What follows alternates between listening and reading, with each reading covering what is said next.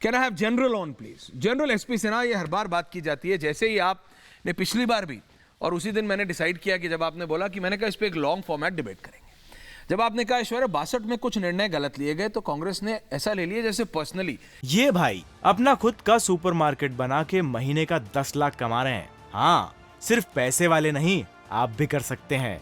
Freedom app को अभी download कीजिए। कि आपने सवाल कैसे खड़ा कर दिया, आपने ये कैसे कर दिया?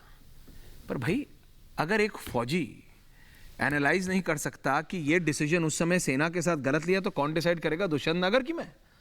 जनरल साहब, ओनली जनरल ऑन है प्लीज। Thank you. देखो ऐश्वर्या, हम लोग को सेना में सिखा, जब एनुअल कॉन्फिडेंशियल रिपोर्ट लिखा जाता है तो अप्रेजल किया जाता है। सर, अप्रेजल इन ए वे तरीका होता है परफॉर्मेंस ऑडिट। सर, आपका काम कैसा हुआ और उसका असर यूनिट पे कैसा पड़ रहा है। जी, मैं कहना चाहता हूं कि इस देश में राष्ट्र सर्वोपरि है, राष्ट्र का हित सर्वोपरि है, कि ये पर्टिकुलर पर्सन या पर्टिकुलर पार्टी का हित और उसकी छवि। राष्ट्र सर्वोपरि होना। अच्छा, तो यदि राष्ट्र सर्वोपरि है तो स्वाभाविक है कि इस पर चिंतन और इस सब, और जो फैक्ट्स है, फैक्ट चेक करके फैक्ट जो सामने आता है, गलती हुई तो हुई, अब उसमें लोग पर्सनल ले लेते हैं और डिफेंड करना शुरू कर देते हैं, जो इनडिफेंसिबल है, तब दुख होता है।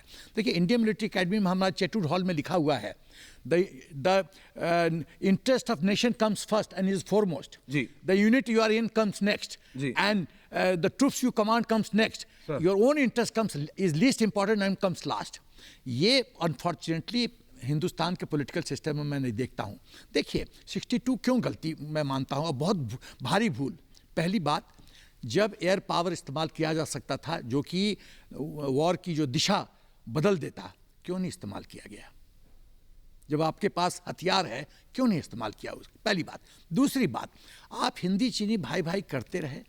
1958 से चीन ने सिग्नल देना शुरू कर दिया था कि ऑल इज नॉट वेल, और सेना भी वार्न करती रही। और जान के ऐश्वर्या, तो आपको ताज्जुब होगा, हमारे मिलिट्री एक इंस्टीट्यूशन में, मैं नाम नहीं लेना चाहता हूं, डी डे वाइज कहा गया था और सरकार को यह इनपुट दी गई थी कि डी डे वाइज चीन यदि अटैक करता है तो कैसे कैसे कैसे कैसे प्रोग्रेस करेगा। डी डे, हम लोग डी डे का मतलब जिस दिन जो एक्चुअल अटैक होता है उसको डी डे बोलते हैं।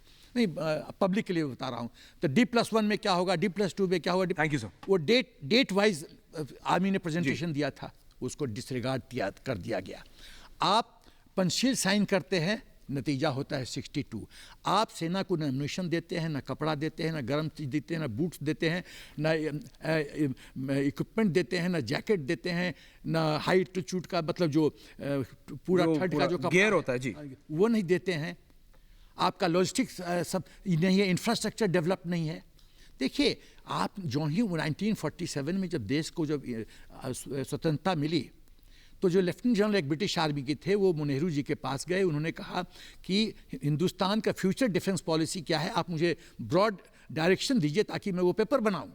तो नेहरू जी ने कहा, हम शांति प्रिय देश हैं, हमको लड़ाई उड़ाई नहीं करनी है, हमको सेना की भी जरूरत नहीं है, आप सेना को वाइंड अप करने की प्लानिंग बनाइए।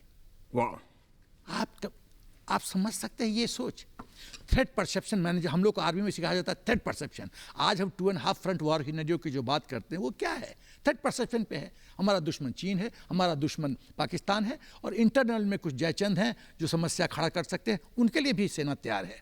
तो सवाल है कि थ्रेट परसेप्शन पे ही तो प्लान बनती है ना।